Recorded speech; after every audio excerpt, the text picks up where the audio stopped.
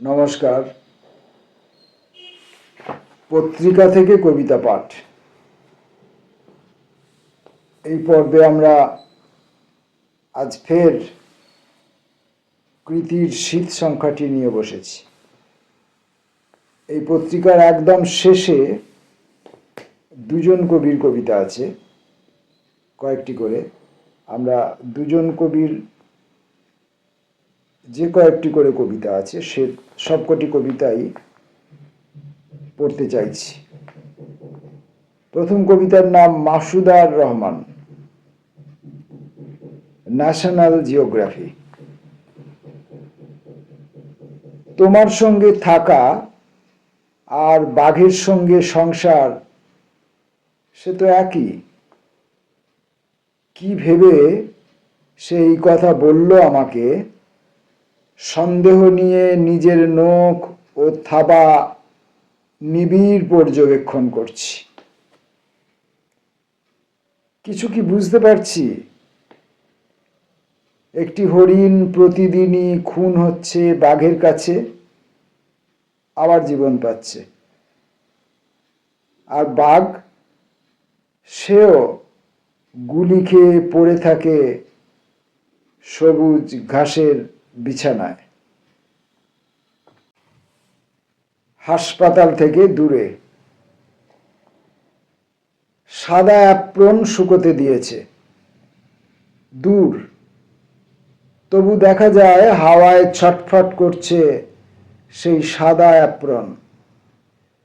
বিষণ্ণ গাছপালা এবং এই মেঘের দুপুর, এমনকি স্বয়ং আমিও, আমাদের অসুখ করেছে।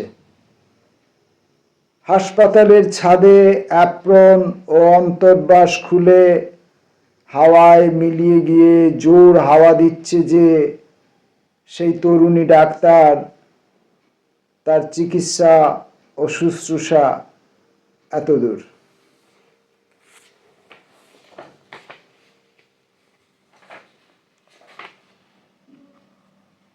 প্রেমিকা।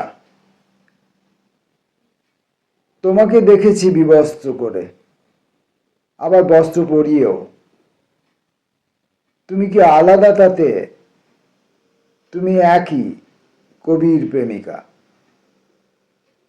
লোকালয় ঘুমিয়েছে তখন মধ্যরাত, কি অপূর্ব পূর্ণ চাঁদ আকাশের বিছানায় ছড়ানো ছিটানো বস্ত্র বা মেঘের পাদটিকা।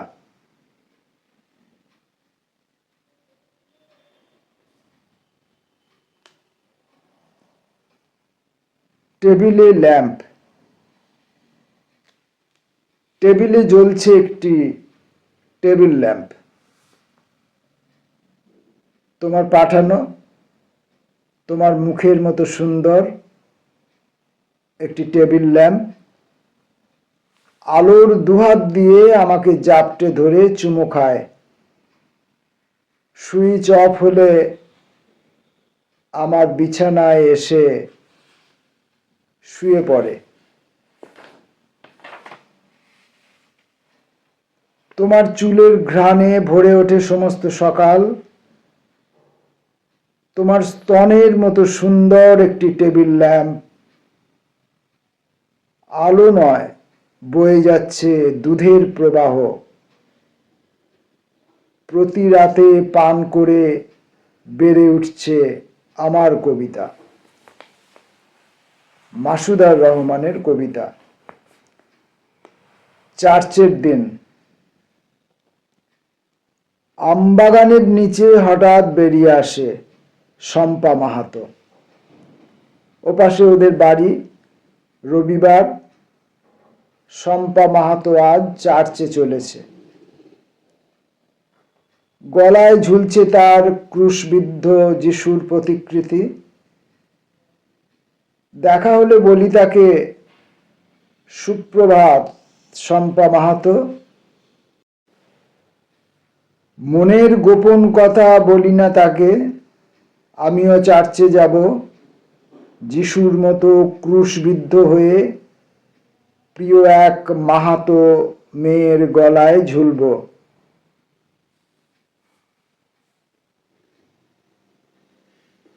পরের কবির নাম মেহনাজ মুস্তারিন, ডানাবিহীন ঘুড়ি।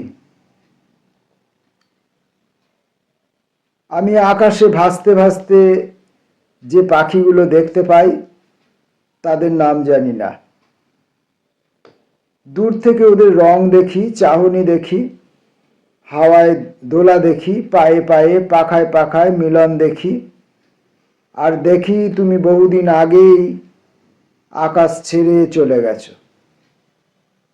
বৃষ্টির উপর গড়িয়ে পড়ছে পাতা, তার উপর শব্দ ভাসছে, তার উপর উঠছে নিঃসঙ্গতা, এবং ডানাবিহীন ঘুড়ি আকাশময় তোমার হারিয়ে যাবার সুযোগে।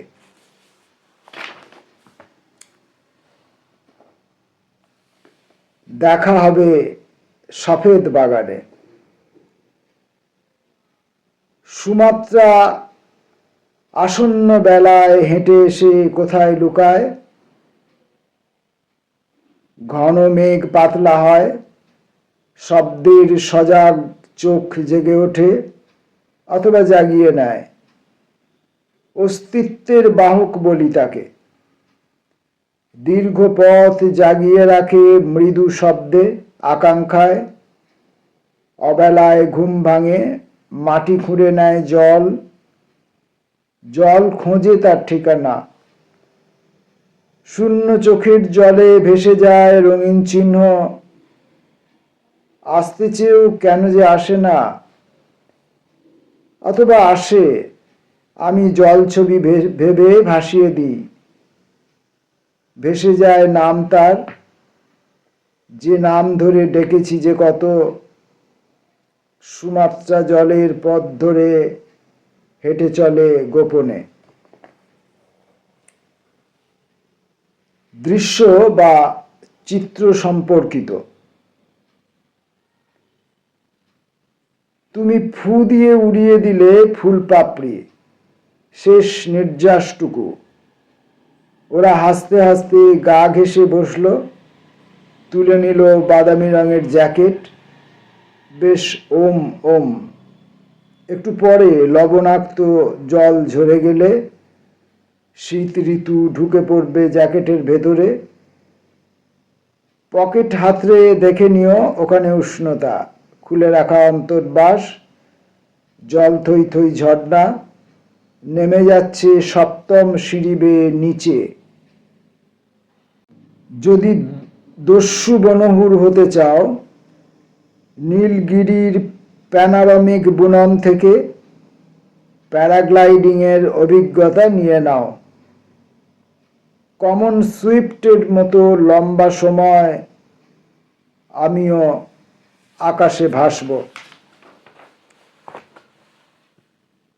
কবি মেহনাজ মুস্তারিনের কবিতা পড়ছি। আলো আঁধারের শোভাযাত্রা। সৌন্দর্য ছেড়ে চলে গেছে, চলে গেছে ঢোল তবলায় মাখামাখি দল।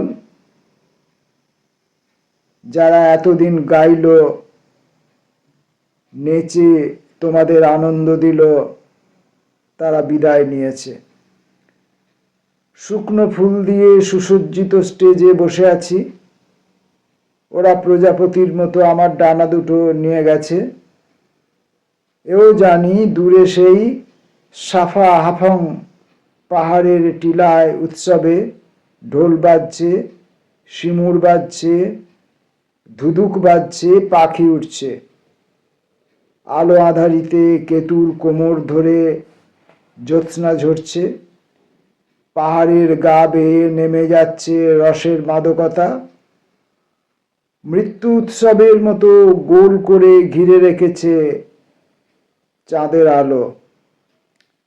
লোকসঙ্গীতের আবহে ভেসে যাচ্ছে বয়স সৌন্দর্য। পূর্ণিমার আলো গলে গলে পড়ছে।